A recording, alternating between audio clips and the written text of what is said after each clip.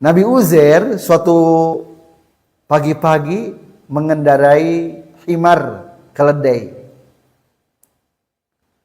Keledai itu akhirnya menerobos desa, menerobos ke perkampungan dan menembuslah kota. Ternyata kotanya itu sudah hancur, benar-benar hancur. Mungkin itu di daerah Baitul Muqaddas yang telah dihancurkan oleh raja-raja Bukhtanasar. Au kalladzi marra ala qaryah wa hiya khawiyah. Nabi Uzair melewati perkampungan yang tadinya perkampungan ramai, sekarang jadi perkampungan sempit tanpa penghuni. Jukut-jukut ilalang bertumbuh, bebatuan, bertebaran dan berserakan.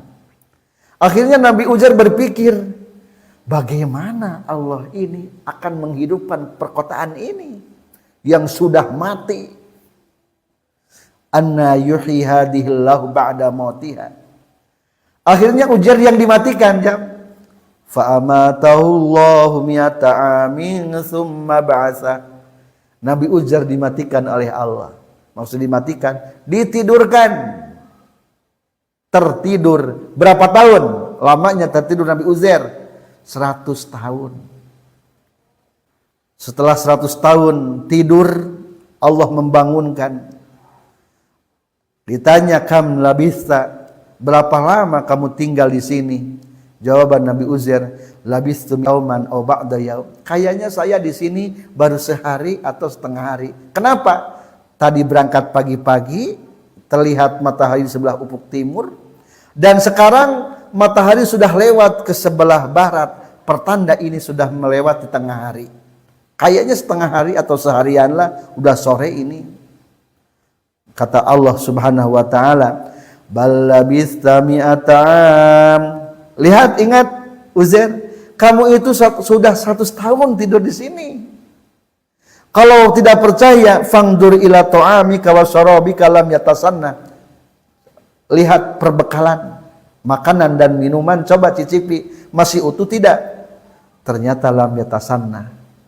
Bekal untuk perjalanan masih utuh, belum ada yang basi. Padahal 100 tahun. Tapi coba satu lagi, kemana himar kamu? Wandur ila himarik. Kemana himar kamu? Ternyata himarnya tinggal tulang belulang. Himarnya sudah tidak hidup lagi. Itulah tanda kuasanya Allah. Makanan dan minuman 100 tahun masih utuh, tidak berubah sedikit pun. Sedangkan himarnya sudah tinggal tulang belulangnya saja. Dagingnya pun sudah ruksak menjadi tanah.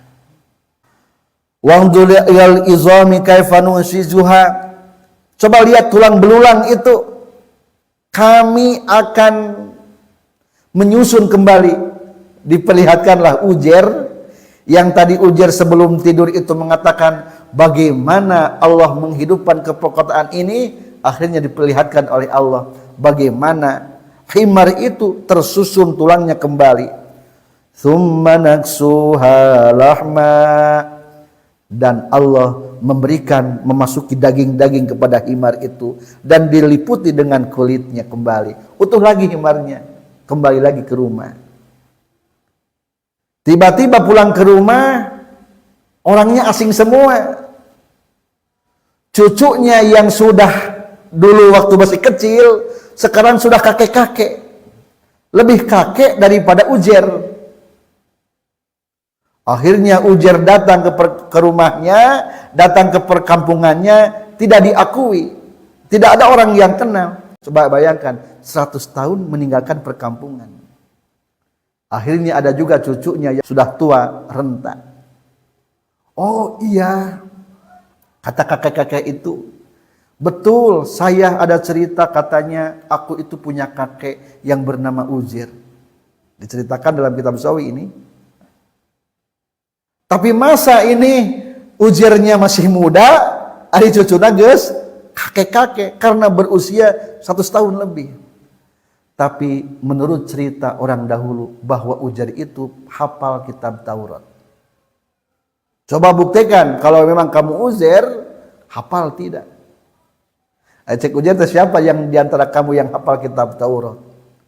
Tidak ada satupun yang hafal kitab Taurat. Jadi bagaimana bisa meneliti tentang Taurat yang dihafal oleh Uzair kalau kaumnya tidak mengetahui? Akhirnya ada informasi bahwa kitab Taurat salah satunya ada di salah satu kuburan seseorang. Akhirnya dibongkar, ternyata benar kitab Tauratnya ada, disamakan dengan hafalan Uzair, ternyata Uzair masih utuh. Dikarenakan Uzair tidak pernah matinya, secara perasaan beliau hanyalah sehari 2 hari. Jadi wajar masih hafal Uzair. Akhirnya sayang sekali orang-orang Yahudi mengingkari tanda keagungan Allah. Uzair dipandang sebagai Tuhan. Dikarenakan Uzair menguasai tentang Taurat. Itulah manusia.